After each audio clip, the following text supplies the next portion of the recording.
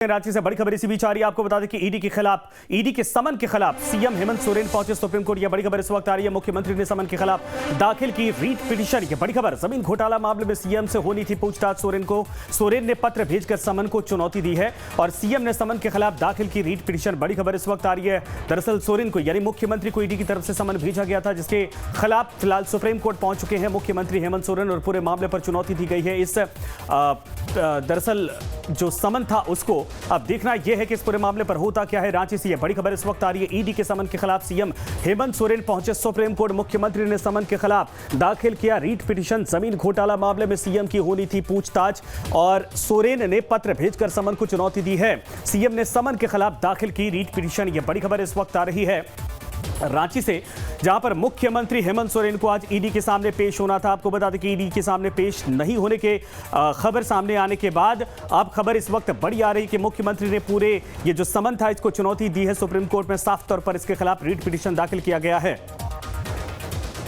ये बड़ी खबर इस वक्त आ रही है। सोरेन ने पत्र भेजकर समन को चुनौती दी है। ये बड़ी खबर इस वक्त आ रही है। सीएम ने समन के खिलाफ दाखिल की है रीट पिटीशन सुप्रीम कोर्ट में और इस पूरे मामले पर साफ तौर पर इसके पहले भी मुख्यमंत्री का एक पत्र सामने आया था, जिसमें ईडी को भेजा गया था कि आप सवालों का जवाब हमसे पत्र के जरिए कर सकते हैं। राजेश तोमर हमारे साथ, हमारे वरिष्ठ सहयोगी जुड़ गए। राजेश, वाकई में जिस तरीके से देखा जाए मुख्यमंत्री फिलहाल सुप्रीम कोर्ट पहुंच चुके हैं पूरे मामले पर, मामला ये खत्म होने के बजाय अब लंबा खिंचता दिखाई दे रहा है।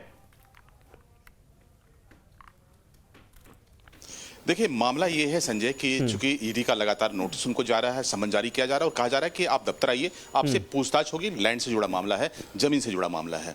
इसको लेकर मुख्यमंत्री ने जब 14 अगस्त को जब उनको बुलाया गया था तो उस समय भी उन्होंने कहा था कि चूंकि एक ही चीज पर आप बार बार हमें समन कर रहे हैं तो हमें लगता है कि आप दुर्भावना से प्रेरित होकर काम कर रहे हैं। ऐसे में वो नहीं जाएंगे और आपको पता होना चाहिए कि 15 अगस्त को कई कार्यक्रम है और बतौर सीएम उनके पुराने कई एंगेजमेंट हैं। उसको लेकर उन्होंने उसमें जिक्र किया था। तब भी बंद लिफाफा भेजा गया था, उनके विशेष दूत ने पहुंचाया था। आज भी कुछ ऐसा ही हुआ है। वहां पर सीएमओ से एक विशेष व्यक्ति जाकर चिट्ठी सौंपते हैं सीडी को और ये कहा जाता है कि वो अब एसएलपी के तहत सुप्रीम कोर्ट में मामला दर्ज कर रहे हैं। कानूनन जो प्रक्रिया है उस प्रक्रिया में सरकार जा चुकी है, तो ऐसे में अभी फिलहाल वो पूछताछ के लिए नहीं जा पाएंगे। कुल मिलाकर संजय, जिस तरह से दिख रहा है कि अब ये जो चीजें हैं वो कानूनी पेच में फंसता नजर आ रहा है, क्योंकि सरकार की तरफ से और हेमंत सोरेन की तरफ से जो मुख्यमंत्री भी हैं उनकी तरफ से कहा जा रहा है कि सरकार यहां पर काम करना चाह रही है, लेकिन ईडी का जो इस्तेमाल है वो गलत तरीके से हो रहा है। सरकार को हरास किया जा रहा है, उन्हें हरास किया जा रहा है और इसको लेकर वो रिलीफ चाहते हैं, इसलिए वो सुप्रीम कोर्ट गए हैं। अब इस पूरे दखल के बाद सुप्रीम कोर्ट का क्या ऑब्जर्वेशन होता है, जब ये एसएलपी एडमिट होगा तो क्या सुप्रीम कोर्ट उनको दोबारा ये कहती है कि आपको हाई कोर्ट जाना चाहिए, तब भी मामला कहीं ना कहीं थोड़ा खींचेगा। तो कुल मिलाकर यहाँ पर एक तरह से समय बार्गेन किया गया है और जो इनके कानूनी जो विशेषज्ञ हैं अब ये यहाँ पर रास्ता ढूंढने की कोशिश होगी कि किस तरह से ईडी के इस संबंध से बचा जाए।